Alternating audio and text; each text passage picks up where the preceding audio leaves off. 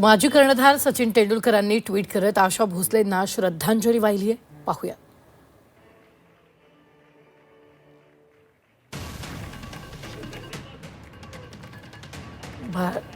यावेळी तेंडुलकरांनी ट्विट केलेलं आहे आणि आशा भोसलेंना आदरांजली वाहिलेली आहे.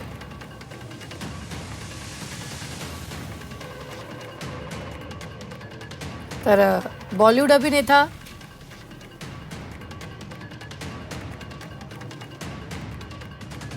अभिनेत्यांनी सुद्धा ट्विट केलेलं. मात्र सचिन तेंडुलकरनं काय म्हटलेलं आहे आपण पाहूया. भारतासाठी आणि जगभरातील संगीतप्रेमींसाठी हा एक अत्यंत दुःखद दिवस आहे. आमच्यासाठी आशाताई म्हणजे कुटुंबच होत्या. आज आम्हाला जाणवलेल्या दुःखाचं वर्णन करण्यासाठी शब्द अपुरे पडतायत.